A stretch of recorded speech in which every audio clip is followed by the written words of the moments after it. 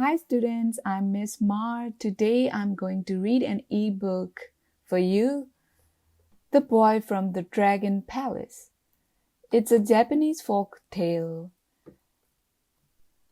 A magical boy grants a poor flower seller's every wish until the greedy and ungrateful man grows tired of the boy's unpleasant behavior and sends him away. So, let's listen. The Boy from the Dragon Palace. A folk tale from Japan, retold by Margaret Reed MacDonald. A poor flower seller found no one to buy his flowers, so he decided to give them to the Dragon King who lives beneath the sea. "A gift for you, Dragon King," he called, and he tossed the flowers onto the waves. The water began to swirl.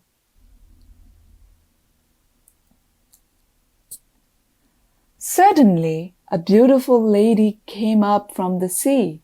She held a little boy in her arms. "A thank you from the Dragon King." The man took the little boy. "This child had the snottiest nose you ever did see. What will I do with this snot-nosed boy?" "He will bring you luck," said the beautiful lady. "But you must make shrimp for him every day. Put in vinegar, put in sugar, he likes it like that." And she disappeared beneath the waves. The man carried the boy home and made him some shrimp. He put in vinegar, he put in sugar. "I just spent my last coin on shrimp for you. If you are going to bring me luck, you had better start now." The little boy picked up the bowl and he swallowed it all. The little boy set down the bowl. He snuffled his nose on his right sleeve. He snuffled his nose on his left sleeve. Then he blew his nose really hard. And the floor was covered with gold. Now the flower seller was able to buy rice and fish for himself and more shrimp for the snot-nosed little boy. Next day, the flower seller thought, "I wonder if the snot-nosed little boy can provide other things too." That night, when he fed the little boy his shrimp, he said, "This wooden hut is a very poor home. I wish I had a larger house." The snot-nosed little boy picked up the bowl and ate his shrimp. Then he snuffled on his right sleeve, and he snuffled on his left sleeve. And the house began to change. The house became a palace. There was rich clothing for the flower seller and silk cushions all about. That night, when he fed the snot-nosed little boy, he said, "It would be nice if I had some servants to take care of this palace, and some cooks to prepare my dinner." Snuffle, snuffle. The door opened and servants marched in.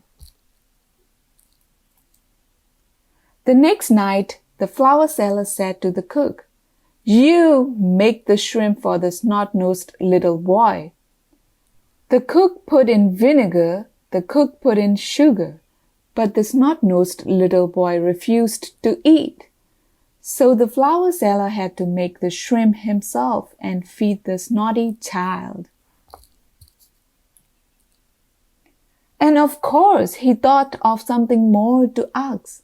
It would be wonderful if I had chests full of treasure. Snuffle, snuffle. It was done. Every night, the man thought of something else to ask for. A beautiful garden to walk in, a pond with golden fish, dancers to entertain me. Now the flower seller had everything he could possibly want. Still, each day he had to go down to the market, buy shrimp, cook it up, and feed the snot-nosed little boy.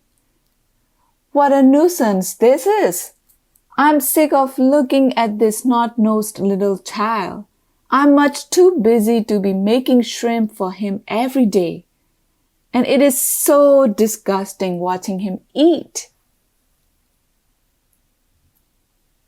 So the flower seller took the snot-nosed little boy out of the palace. He set him down on the road and said, "That's enough with your snotty nose blowing. Go on back to the sea where you belong."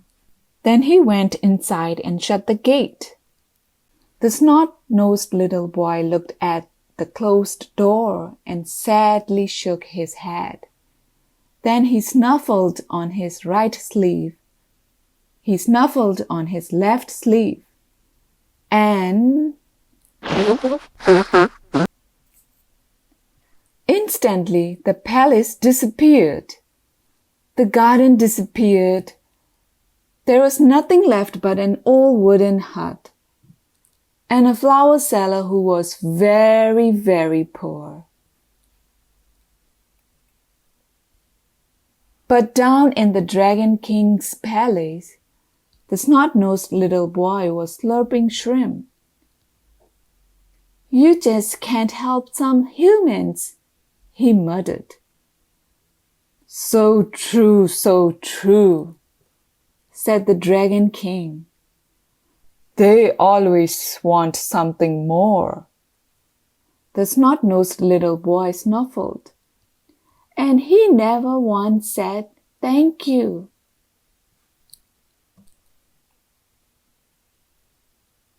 The end.